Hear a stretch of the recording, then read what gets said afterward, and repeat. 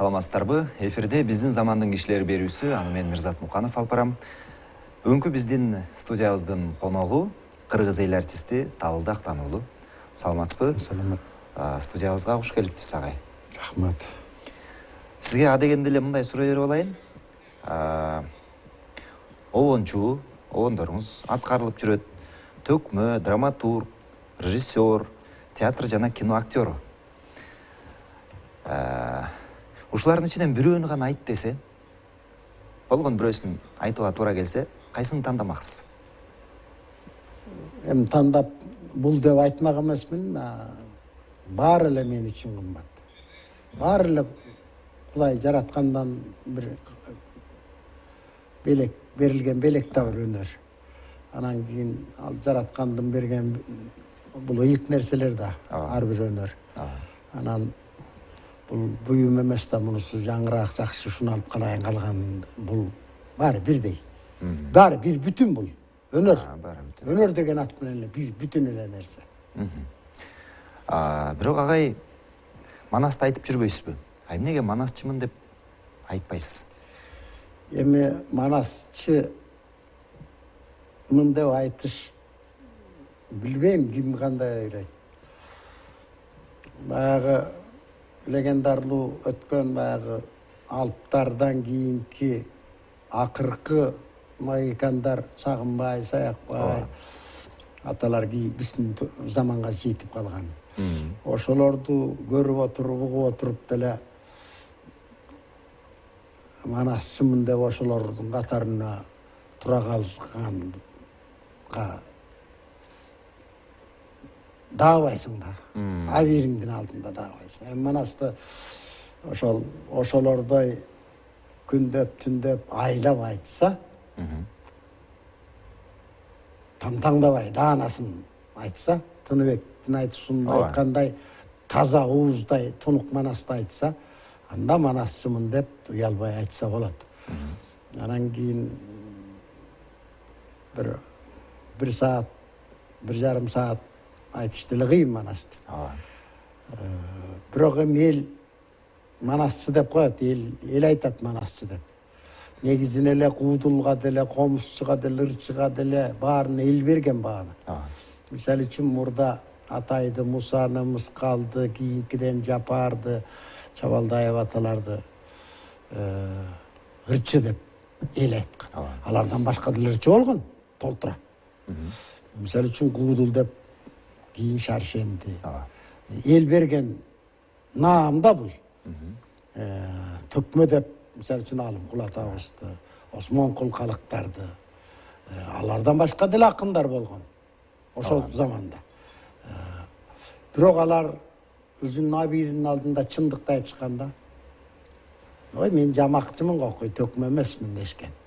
Кээ бирөө. Анан азыр эми муну дагы эл ошол боюнча эле кичине манас айтып койсоң, бир 15 мүнөт. Манасчы деп калышат. Манасчы экен. Бир айтышка чыгып койсоң, төкмөдүк экен деп калышат. Бир эки күчертип койсоң, комузчу экен деп коюшат. Бирок негизинен ал ошолго татыктуу болуштун өзү ошол акыны болобу, манасчысы, комузчусу ошол деңгээлге уялбай комузчумун же болбосо манасчымын деш чанда болот бул нерсе. Эл болсо жалпылап айта берет. Манасчы экен, комузчу экен, ырчы экен деп. Буга чейинки бир интервьюларыңыздан окудум. Азыркы айрым манасчылар баягы 1-класстын окуучусундай деп салыштырып айтыптырсыз. Манасчымын деп айтыш үчүн бүтүндөй бир өмүрдү арнаш керек деп. Анда кийинки суроо. Сиздин балалыгыңыз тууралуу да окудум. Абдан кызыктуу маалыматтар бар экен. Анан мени көңүл бурдурган бир нерсе ушул болду. Сиз экиге чыкканда атаңыздан айрылыптырсыз. Эми жалпы кыргыз билет, кадимки Актан Тыныбек уулунун уулусуз, Тыныбек манасчынын небересисиз. Анан менин тарбиячым дагы, насаатчым дагы апам болду деп айтканыңыз бар экен. Анан айтымыңызда ошо Шаархан апаңыз өтө акылман аял болгон экен. Сиздин ошо атаңыз жөнүндө, чоң атаңыз жөнүндө кулагыңызга куюп өстүрсө керек. Эми ар кимдин ата энеси өзүнө ыйык. Ооба. Баарыбыз эле айтабыз, менин атамдай киши жок болчу, менин апамдай киши жок болчу деп эле айтабыз. Ал деле туура бир жагынан. Менин апам жаман деп кантип айтасың? Жаман болсо да жаман деп айтпайсың да. Атаң деле ошол сыяктуу. Анан менин апам менин ушул табылды болуп анча-мынча элге аралашып өнөрдө.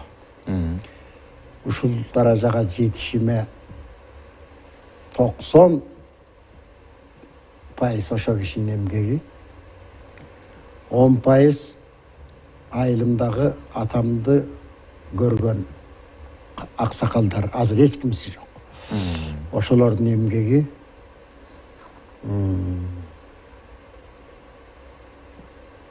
Мен ошол окуп тарбия алган жокмун да. Билим дегенимде. Жалаң ошол Горкийдин жанагы өмүр баянында өзүнүн романында менин университетим деген романы бар. Жалаң кыйынчылык башынан өткөн ошол. Менин университетим деле ошол айыл болду. Айыл.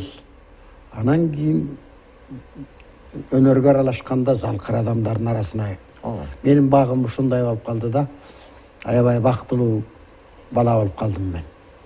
Мен театрдын босогосун 17-ге чыгып чыкпай аттадым, 17-де болсом керек деп коеюн.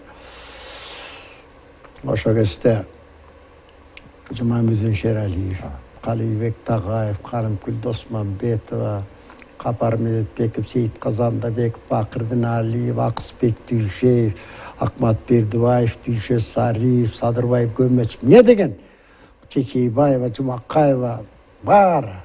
Бул ошол кезде ошол доордун залкарлары болуп чыгып кеткен. Ошолордун ортосуна түшүп калдым да. Менин бактым ушунда болду. Анан өзүң дээриңде болсо ошолордун үйрөнөсүң да. Ооба. Азыр ага бир аздан дагы кайрылалы. Сиз тууралуу окуп атып, дагы бир нерсе көңүлүмдө урду. Шаархан энеңиз сизди багып чоңойткон энеңиз экен. Анан Алтыргай атаңызга өзү сунуш кылып аялап бергенин айтканыңыз бар экен. Өзүңүздүн энеңизди тайже деп чоңоюп турсуңуз, кандай болду эле? Өзүңүз биз бир айтып бербейсизби? Ошол биякта атам филармонияда бар залкарлардын тобу баары тирүү кези. Осман Кулгалы, Галым Кул, Шаршен, Атай Муса, Чалагыз, Саякбай, Ыбырай, Карамолдо, Актан баарын бар кез. Иштеп анан согуштан ошол эң улуу агабыз согушка кетип курман болуп калган экен. Воронеждин алдында ага лейтенант экен өзү. Мүрзөсүнө кийин таап барып келдик. Ошол баласы атамдын ошол агабыз. Ушул ата деген балага сынчы болот деген туура. Ошол нак өзүн тартып келаткан жигит окшобой. Анан тигинтип согуш чыгып кетип каза болуп калгандан кийин а киши деле бармак эмес экен. Бирөөнү бар экен а киши мамлекеттик кызматкер. Анан болбой арыз жазып, элдин баары мен жаным ошолордукунан артык ушул жерде мен кантип тирүү жүрөм деп атама да айтпай келип алып анан бул жерден акыркы жолу бир эле түнөп атасы менен эртеси согушка кетти. Анан каза болуп калгандан кийин баягы үмүт кылып жүргөн, үмүтү өчкөн сыяктуу болуп, эми менин атанын баары эле артымда бир туяк калса, калганда да жөн калбай атымды чаймалар жөн кишилер эмес деген бир чоң үмүттөр бар да. Анан баардык ошол үмүтү бир өтө жанын кейтип, оорук чалда болуп, анан пенсияга чыккандан кийин айылга барып, андан кийин деле ошол атам өлгөндө 3 аялы бар экен. Үчөө тең эле бир үйдө мындай кетирип үйүп албаптыр. Үчөө бир үйдө алганда киши. Анан энебиз бар болчу Бүбү деген ал киши мен чоң ойгондо үйлөнгөндө каза болду. Улуу аялы Кытайда Дүркүндө ошол жактан үйлөнүп келишкен.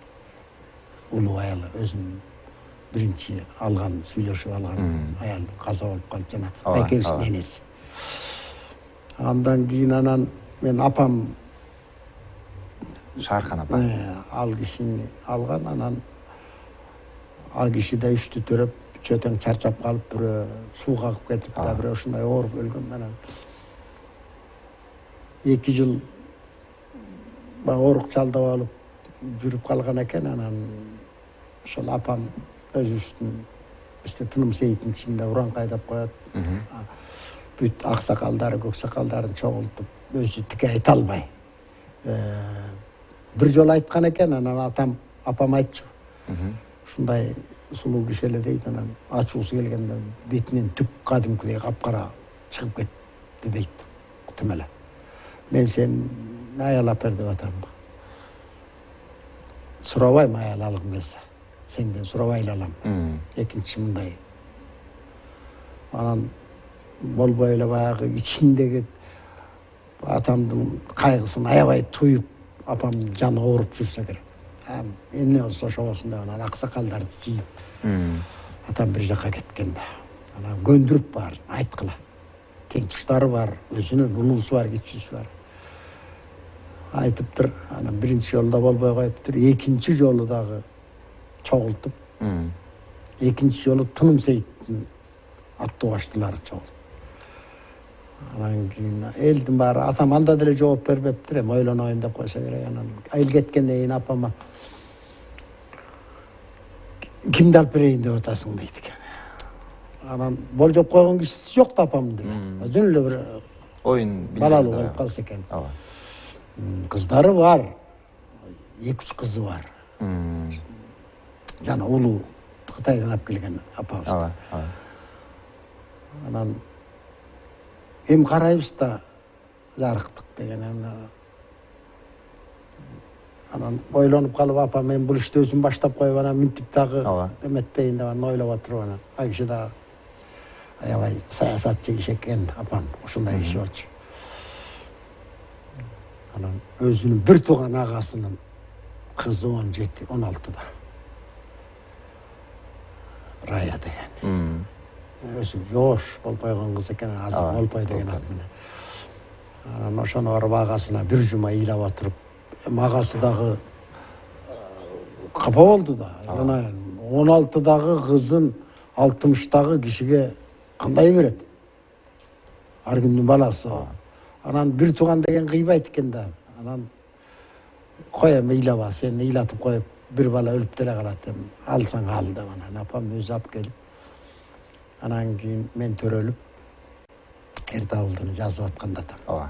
Анан атымды ошондон Эртабылды болчу, анан мен паспорт алганда Эр дегенди алдырып салдым. Жоманы табылды деп.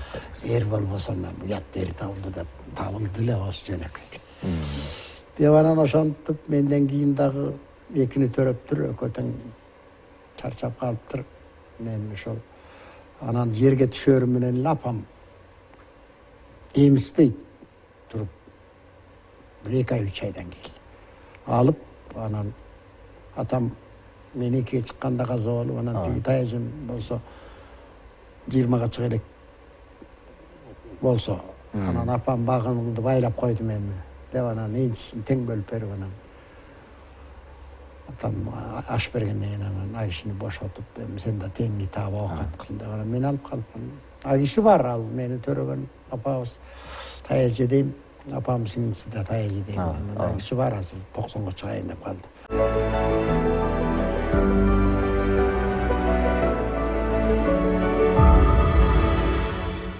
Жогоруда айтпадыңызбы, ошо Эртабылдыны жазып бүткөн жылы сиз төрөлүпсүз, ошондон улам аты коюлду деп жазылып жүрөт.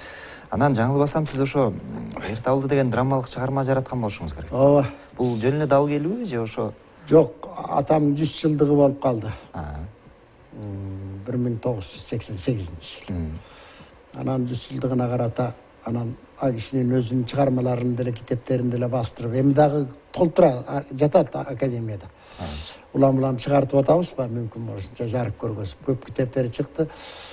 Анан ошо менен деле өткөрүп койсок болмогон. Анан эми коем, мен биринчи жолу атама кызмат кылайын эми, көрбөсөм дагы. Деп анан даяр турган сюжетти анан Эрте абылдыны сахналаштырып, Нарын театрына коюп, анан 100 жылдыгын өткөрүп, мектепке атын коюп, берип, көчөлөргө берип, шаар Нарын көчөсүнө биякка, тияка анан ошондой кылып, ошондон башталып калды менин драматургияга кирип кетишим. Тем более театрда иштеген киши мурда деле оюмда жүрчү, бирок дай албайсың да. Анан билбейм кандай киши эле отура калып эле баарын кылып ийет. Мен ушул обон чыгарганда деле, комуз четкенде деле, ырдасам деле, манас айтсам деле, эмне кылсам деле бир 2-3 жыл жүрө берем да. Ушундай болбой калсачы мүмкүн. Эми болгонго жараша болуш керек да. Анан болбой калат деген ал санын көбөйтө бергенде ал андай толтура. Анан сени бир адам тааныбаса, өзүң эл артисти болсоң, ой сендей эл артисти көргөн жок элек дегенсе эле шерменде болгонуң ошо да. Бир киши жанагы залкарлар ошо да. Ошону эл берген наам. Ошон үчүн Мусорчу келиптир, Атай келиптир, Осмонкул келиптир, Саякбай келиптир деп анан ошол элдин кадырына жетип алып анан наамдуу болсоң, кичине атактуу болсоң туура окшойт анан атак. Эми бирок азыр андай эмес. Калык атам айткандай эле кеп болду. Элдин баары чекем минтип Кудай урчу экен дегендей эле болдук. Эми Кудай кыткылсын эми. Эч ким Кыргыздын ошол өнөрлүү эл тура көрсө. Көчөдөн эле алып келсең ырдайт четинен. Көчөдөн алып келсең бир өнөрү бар. Анан бирок баягы өнөр дегенибиз таза, ыйык болуш керек. 8-классты бүткөндөн кийин башка айылдагы мектепке барбай калыптырсыз. Анан Чабандын окуусуна жөнөшкөн экен. Эгерде мен ошо башка мектепке окуп кетсем, балким өнөргө аралашпай калат белем деп айтканыңыз бар экен да. Ал кезде башкарма болсо экен балам, зоотехник болсо экен, кампачы болсо экен, жок дегенде мал доктор болсо экен, агроном болсо экен дечү, ал кездеги адамдардын баары эле. Артист дегенди жаман көрчү. Менин көзүмө да далай айтты. Бир тең тушума өнөрлүү бала болчу, азыр деле бар менменде. Ошону кошо театрга кирип алайын десем, атасына барып сурасам, кой айланайын табылды. Думана болсоң өзүң эле бол, менин балам дүкөнчү болот деп катуу айтып таштады. Мисалы үчүн, ал кезде артисттин элге мынчалык баягы тигил залкарлар алар башка да. Бирок бай үй көрбөй эле талаалап жүрсө ошол жери жакпаса керек. Ата-энесин бакпай эле ушул артист ал кезде үй көрчү эмеспиз. Бир жылдын 3 айы, 2 ай үйдө болчубуз. Ошол мектепте бир 3 ай 9-класста окудум. Ал кезде бизде мектеп эгер 10 жылдык болгондо окуп эле калмакмын. Бирок баары бир кайсы мен өзүм композитор болом деп жүргөн киши болчумун. Бала кыялы кене дейимден. Композитор болом, опера жасам, балет жасам, симфония жасам, анан барып дирижер болом деп жүрмүн. Анан жанагынтип мектепте жок калып башка мектептен дагы окугум келбей, анан үйдө жүрүп алып анан колхоз бекер жүргүзчү эмес, айдап ичи бирдеме шымыкы деп койчу, Кудайдан жөө ачкандарды ошо жанагы практика училищелерге практиктерин окусун. Анан мени Кочкорго Чабандын окуусуна айдап. Чабан механизатор деген 1 жылдык курс. Ошол жерде окуп жүрсөм, анан бүткүл сайыстык фестиваль болуп калды. Ал кезде бүткүл сайыстык фестиваль деген оңой эмес, СССР. Анан ушул жерден анан тандалып отуруп Нарын облусуна мен эле алындым. Анан Көлдөн, Оштон, тияк Кыргызстандын баардык жеринен Москвада бүткүл сайыстык фестиваль болуп, ошондо лауреат болдум. Ошондо 16-га чыга элек белем, 16-ларда болсом керек. Ошондо медаль тагындым. Ошол мени ого бетер өнөргө сүйрөп кетти дагы. Анан жанагынтип тиги кой кайтарып жүрсөм, акем Насыбай алып келе кой деп жиберип, Нарынга барып алып келем. Жумакемдин алдынан чыгып жолугуп калып анан театрга киргизип жиберди. Жумамедин Шералиевке жолугуп турсуз ал жакта. Ошо жумакем киргизип жиберди. Ошо менен апама да айтпай, колхозго да айтпай, эчтекеге айтпай анан артист болуп кетип калдым. Күзүндө аран келдик. Ошо менен анан апам мурда айтып жүрчү, атаң жолдошуң керек. Не болсо дагы. Мен өлбөйм балам, сен адам болгучакты жанымды бекем кармайм. Сен башка кызмат кылам деп ойлобо. Кичине билип калды да кароолорго катышы бир да комуз чертип кичинекей. Манас айтып, сен жаттабасаң да ошентип жүрчүмүн. Анан элдер деле бул акайын баласы өзүн тартат окшойт деп калды. Элдин кубаттаган сөзү, элдин үмүтү болуп турат эми. Актандын ордун басса деген агеште ушундай пейилдер укмуш адамдар эле. Азыр кайра жакшы болсоң да көрө албайт, жаман болсоң андан бетер. Ошентип анан тагдыр экен, драм театрга кирип кеттим дагы, бай композитор болом деген үмүт жок калды. Ал акыры барып обончу болуп калдык. Баары бир музыкага кичине. Ырларыңыз учурда көп ырчылар тарабынан аткарылып жүрөт. Бир чети күлдүм, бир чети таң калдым. Бул тагдыр өзү сизди ошо чыгармачылыкты көздөй эле түртө берген көрүнөт. Ушундай болду.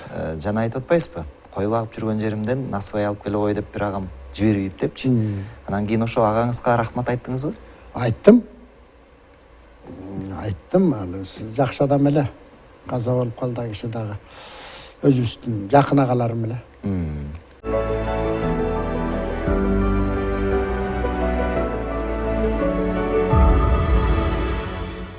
Обон жаратып калууңузга демекте бала кезден берки эле каалооңуз, максатыңыз, Каалоо менен жана айтпадым түрткү болуптур да, э? Жанагы Нарын театрында ошо кезде Тагайып, Жумак, Шералиев баш болгон, Досманбетов өтөш болгон, обончулар Мамбетбаев, Түркменов деген ошол кездин мыкты обончулар.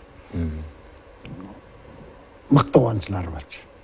Композиторлор десек да болот. Ошолордун чөйрөсүнө түшүп калдым да. Нарын музыкалный театр болгондон кийин концертте да барды. Анан баягы ар жакта турган эң сөөгө тигилерди көргөндөн кийин ого бетер алар тамызкы берди. Анан кийин ошол 17 жашымда биринчи обонум келсеңчи деген обонду жараттым. Ошол кезде аны ырдабаган кыргыз калбады. Азырдыр да. Кичинекей эле обон. Азыр Самар ырдап жүрөт Каримова. Ал кайдан таап алганын билбейм. Анан антип эл ырдап аткандан кийин ого бетер күчөйсүң да. Мындай чыгат турбай бирдеме кылсам болот экен да деп анан Анышын Өрүсбай аке, Калыбек байкелер аябай эле таасир берди кыргыздын кийинки обончуларына, ортомго. Бүт эле Өрүсбайды туурап калдык, бүт эле Тагайыпты туурап калдык. Бүт эле ошентип анан аккордеон деген пайда болду. Комузчу болчумун мурда кичинекейимде. Анан аккордеонго өтүп кеттиңиз. Комуздургу тийип, аккордеонго өтүп кетип, анан эми аккордеон азыр жарашпай калганда кайра комузга бардым, айланып отуруп эле. Баягы дөбөгө чыгаар күйүм бар деп коет кыргыз. Эрмек кылар. Комузчу болбосом дагы колман келген күүлөрдү чертип концертке чыгып, комуз менен ырдаганга үйрөнүп, комуз менен ырдашта татаал да. Комуз деп калдыңыз. Буга чейин жарыкка чыгар элек экенсиздер, бирок мен угуп калдым. Кесиптешиңиз Калык агай менен чогуу комуздун бир жаңы үлгүсүн чыгарып атыптырсыздар. Ошол жөнүндө айтып бербейсизби? Кандай өзгөчөлүгү бар анын? Муну деле бала кезимен ойлочумун. Анткени комуздун тарыхы өтө узак. Өтө узак. Мен ушуну аябай изилдедим комузду. Комузду изилдедим. Кадимкидей эле окумуштуулар сыяктуу эле. Тарыхтын баарын касып. Анан Кудай буйруса ушул быйыл дагы ошол оюмду ишке ашырсамбы деп турам. Бул 50 жылдан бери эңсеп келаткан ой. Ушу комуз жөнүндө бир чоң чыгарма жаратыш керек болуп жүрөт. Бул ой бышып жетилди, эми аны келечек көрсөтөр. Комуз деген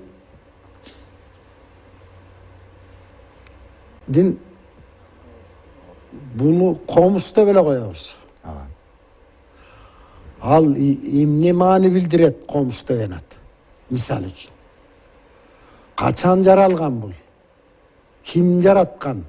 Койчу жараттыбы? Мергенчи жараттыбы? Же бир баатыр жараттыбы? Же бир акын жараттыбы? Же бир падыша жараттыбы? Ал белгисиз. Бизде бир легенда бар, кичинекей. Камбаркан деген. Бөбөк сенин жомогуң дайылы кулатар. Мисалы үчүн чет мамлекеттен келип комузга таң калышып атышпайбы азыр? Дүйнө таң калып атат. Бул эмне деген аспап? Ким жараткан? Мунун тарыхы кандай десе, биз эмне деп жооп беребиз? Бир да кыргыз тарыхын айтып бере албайт. Болгону жанагы жомокто айтат. Камбаркан деген мергенчи Токой деген ат бичек илинип туруп тыңылдап атыптыр, анан комуз жасай коюп биринчи Камбаркан черткен үчүн күнү башы Камбаркан бол. Башка эчтеке жок. Ал андай эмес экен да көрсө. Комуз деген бул кишинин аты экен. Болгондо да кыздын аты экен. Мен ушул көп жылдардан бери бүгүн дагы тажабайм. Карап отура берем комузду жөлөп коюп, жейилип коюп. Аял затына окшош. Үнү дагы аял затына окшош. Коос, назик. Күүлөр дагы арманы болобу, кубанычы болобу, баары аял затына таандык нерсе да бул. Муңу дагы энелердин бир оор заманды, кай заманды сүрөттөсө да күү. Ошону адамдын тили жетпеген нерсени комуз айтып берет. Атанын тили жетпегенди, атанын алы жетпеген тарбияны, атанын алы жетпей калган көп нерсени энеден аласың. Ошон үчүн эне биз үчүн ата да ыйык, бирок эне да 9 ай көтөрүп жүрүп болготуп анан. Ошондуктан бул жөнүндө кенен айтылар, кыскасы. Ушул тарых жөнүндө комуздун келип чыгышы, эмне болуп жасалып, аты эмне үчүн комуз болуп, кайсы кылымда, бул улуу тарых. Тарыхты эл жаратат деп коет деген сөз бар. Элдин баары эле чогулуп алып кыйкырбайт, мисалы үчүн. Бир киши жаратат. Бирок ошол чындыкка логика деп коебуз. Бир ишенимдүү жөнөкөй тил менен мактанып да кетпей, апыртып да жибербей, кемитип да жибербей, таатынакай комуздун тарыхын жаратса неге болбойт? Болот. Ошон үчүн комуздун тарыхы биз байыркы эл болгондон кийин анын тарыхы да байыркы да узак да. Анан ошону ойлоп жүрчүмүн дагы комуздун формасын такыр өзгөртпөш керек. Ал акыбыз жок ага. Кудай алдында да эл алдында да акыбыз жок. Бирок көркөмдөш, кичине көрк кошуш болчу да менин максатым. Анан элден коркуп жүрдүм мен. Ой, сен кайыктан, сен комузду өзгөртүп, сен кимсиң? Ал эле бул эле деген чыгат да. Акылдуулар көп да азыр. Анан кандай ошо формасын өзгөртпөй, үнүн өзгөртпөй, эң тепкесинен кулагынан бери өзгөртпөй, бир жерине, бир кыргыздын өзүнө таандык, мисалы үчүн кыргыз биикте жашаган эл, бийиктикти самаган эл. Өлө жаткан кыргыз дагы бир жагы жакшы, намыстуу эл. Шумкар, бүркүттү ыйык туткан эл, көктү ыйык туткан эл. Анан ошо гербисте да бар го, бүркүттүн сүрөтү бар да гербте. Ошол моюн жагына ошол мындай болуп, ою да болуп кетет, мындай болуп, бүркүт сыяктуу болуп кетип, анан эки канаты болуп, комуздун моюн жагы. Ошентип келип анан биягы кадимки комуз болуп эле калганы кадимки комуз. Анан биягы кичине кененирээк болгондо мен ойлодум, бир четинен бир киши кыйкырганга караганда эки киши кыйкырса ырдаса катуураак угулат го. Ошол сыяктуу кичине кеңейтип көрдүм, ошо сантиметрлеп отуруп, көптөн бери мунун эмесин иштеп чыктым да, схемасын. Кай жери канча сантиметр болуш керек, кайер ушундай кылып туруп анан Калык деген иним бар, теги комуз чабат азыр. Анан ошого алып барып туруп, сен эми кыйын уста болсоң, эми момундай кылып жазатчы деп анан сүрөтүн алып барып киймесин апарып бердим, анан жасады. Бир тапта жасады. Аны кече араң оңдоп бүттүк. Улам бир жеринен кемчилик үнүнөн кетип калат, же тийип калат, же бир жери аргандай болуп калат, кылып. Ошондой кылдык эми, аны элдиге алдына алып чыгып бир күнү чертебиз буюрса, анан эми комузду коостоопсуң деп эч ким деле мени сотто ийбес. Демек, мен ушу бир агалардын комуздарынан бир сулуу кыздардын бир элементтерин же сүрөтүн тартып койгондорун байкап, бул агалар ошо сулуулукту даңазалаш үчүн комузуна же комуздун кабына чийдирип коет го деп ойлоп койдум эле. Демек, жана мен кыздын аты деп атпайм комуз деген. Комузду карап турсаң, кыз татынакай сулуу кыз. Мисалы үчүн мен бала кезде могул сөздөрдү көп уккам. Мен ушуга таяндым. Бир татынакай келин көчөдө кетип баратса, 2-3 аксакал отурса, карап, яйланай, мынау комуздай болгон ким бул? Кимдин келини? Дейт. Же болбосо бир кыздар күлүп койсо, шыңкылдап. Атаңар комуздайын шыңкылдап. Комуздай мойну коюп. Комуздай болуп, келбетин карачы, айланайын кол менен жасап койгондой болуп. Ушул сөздөрдү көбү бул сөздү кийин эч ким айтпай калды. Бир дагы жигитти комуздай болгон жигит экенсиң деп айтканын мен кыргызды укпадым да көрбөдүм. 3 муунду камтыган улуу өнөр уулуңузга да өткөнү бир сыймыктануу менен айтканыңызды окуп калдым эле. Эми Кудайга шүгүр, неберелериңиз бар. Ошолордон бир мындай өнөрлүүлөр чыксудайбы? Бу энени айттык го биз башында. Мен дагы өзүм энемден тарбия алып, энемдин таалими менен ушу даражага жеттим деп отурам го. Деги эле кайсы гений болбосун бүт энесинен алган. Илимге кеткен кишилер дагы, өнөргө кеткен кишилер дагы, баатыр болгон кишилер дагы. Кыргызда сөз бар, улуу сөз бар. Орой сөз бирок. Бир начар жигитти көрүп калса, от жатыны жаман дейт. Bundan оор сөз болбойт жигит үчүн. Жатыны жаман. Ошон үчүн бардыгы энеден кетерине менин да көзүм жетти, чынында. Мисалы үчүн энени дагы атаны дагы бирдей тарткан Семетей эле. Энемиз, Каныкей энебизди дагы, Манас атабызды дагы экөөнү тең тарткан Семетейден башка кыргыз жок, атасынын энесин дагы толук тарткан. Же эне жагына ооп калат, ата жагына. Анан дагы жакшы сөз бар го. Атасы жаман, анда санда барып бир оңолуп кетет. Энеси жаман, изел оңолбойт деген сөз бар. Бул бекер айтылган сөз эмес, бул кылымдарды кечип келаткан сөз. Бул тарбиядан жана менин балдарымдын өнөр жагына.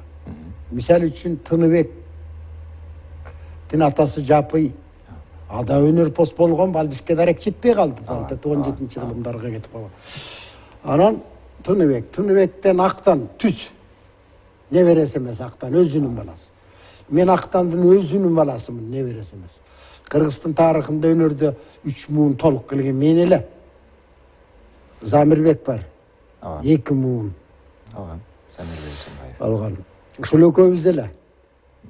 Анан эми 4-чү муундагы мен неберелериммен кетпей, балдардын өзүнөн кетсе, анда дегеле мен бактым тоодон чоң болгон киши болом. Баарында өнөр бар. Баарында өнөр бар. Бирок Актан Тыныбек боло алган жок. Табылды Актан боло алган жок. Тиги балдарым табылды болобу, болбойбу, балким өтүп кетеби. Ал эми келечектин нишаны, азыр ал эле, бул эле, бирок баары өнөрлүү балдар. Бирок эң кичүүсү туп-туура ал өнөргө баш оту менен кирип кетти. 11 жыл Абдыраевди бүттү. 6 жыл консерваторияны бүттү. Азыр иштеп атат. Ал классикага кетип калды. Буюрса ийгиликтерди күтөлү. Эми чоң атаңыз Тыныбек Манасчы боз үйдүн жасалгасын эле 1,5 күн айтчу экен. чоң азатты 7 күн 7 түн айтчу деп жүрөт. Бирок азыр сиздин моундагы улуу ага эжейлер айтып калат, жаштар китеп окубай калды. Жада калса кичинекей китепти окуганга сабыры жетпейт деп айтып калат эмессиздерби? Учурдагы муун азыркы сиздин замандаштарыңыз Манастын кайсы бөлүгүн окуса же укса туура болот эле деп эсептейсиз? Бизде бир момундай сөздөр чыгып ошого аракет кылгандар да көбөйүп атат. Мен ушуну көрүп алып, ушуну угуп алып, жаман зээним кейип жүрөт. Манасты жаштарга окутуш үчүн жеңилдетиш керек дейт. Ушуда болобу? Яйланайын Кудай. Бул эмне акылга сыйбаган сөз го бул. Аны кыскартыш керек экен. Анан жомоктой кылып жазып бериш керек экен. Андан өлдү да, Манасты да бир өлтүрөбүз да өзүбүз. Манас кандай болсо, ошондой эгер окуй турган бала болсо, өзү эле окуйт аны. Аны желкелеп көзгө сай оку деген пайда жок анда. Элдин баары эле музыканы түшүнө бербейт. Мисалы үчүн концертке баргандар эс алыш үчүн барат. Бир кызык үчүн, убакыт өткөрүш үчүн барат. Ал түшүнүп барыштын ал башка экен. Мисалы үчүн ошол сыяктуу Манасты болобу, Төштүк, Эртабылды, Курманбек, Жанышбай, башка эпосторду болобу. Окуган киши өзү окуйт, өзү сиңирет. Биздин акылыбыз эле керек аларга. Бирок милдет, ал шарт айтышыбыз. Окубайт экен деп унчукпай калбай. Айланайын. Мына оракки тарыхың, ата бабаңдын, кыргыз элиңдин, журтуңдун башынан өткөн келгел заманында, кеткет заманында азап кайгысы, баатырдыгы, эрдиги, жамандыгы, жакшылыгы көрөт болсо, жөнөкөй көр тиричилигинен бери Манаста турат. Шуну окуп үйрөнсөң адам болосуң деп айтыш милдет. Аны сөзсүз эле анан окусун, түшүнсүн. Эгер Манасты жанагыдай түшүнүп окуса, сиңирип окуса, макал лакабынан баштап Манаска чейинки казынасы бул эң биринчи улутту сактоонун бирден бир айласы ушул. Атуулдук, орусча айтқанда патриоттук сезимди бүлөп, кайрап, курчутуп, ар намысын калыбына келтирип туруш үчүн керек бул. Эгерде тарыхыңды, Манас баш болгон тарыхыңды, кийинки тарыхыңды, кечээкү эле 16-жылкы кечээкү ата мекендик согуштагы ата бабаңдын тарыхы, тарыхтанын баары. Ошонун баарын билгенге не жетсин? Не жетсин? Ошонун баары сени нукура кыргыз кылып, кыргыз болуп тууласың. Анан кийин бала бакчага баргандан баштап анан башкулутка айланып атпайбыз азыр. Ошон үчүн, ошентип калбас үчүн бул өкмөттүк, мамлекеттик деңгээлде чечиле турган иш бул. Албетте атын айтыш керек биринчи. Анан мамлекеттик деңгээлде чечилбесе бул маселе кыйын болуп калды негизи. Кыйын болуп калды.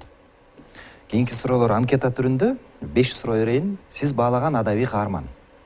Мен баалаган адабий каарман Манасты тарых деп коелучу, адабий деп эле коюлган ойдон чыкпаган.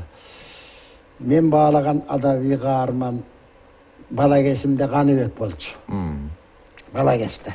Эми Каныбекти жатып туруп окудук. Кийин Танабай, Бостондор болуп калды. Сиздеги негизги кемчилик деп эмнени эсептейсиз өзүңүз? Менде кемчилик көп. Негизгиси? Мен ушу турган боюмда 75-80% кемчилик бар менде. Биринчиси жалкоолук. Түшүнүктүү. Эртеңим көп да. Эртең бир күнү дегеним көп. Адамдагы кайсы сапатты сиз жактырбайсыз? Адамдагы маураки көкүрөгү жок.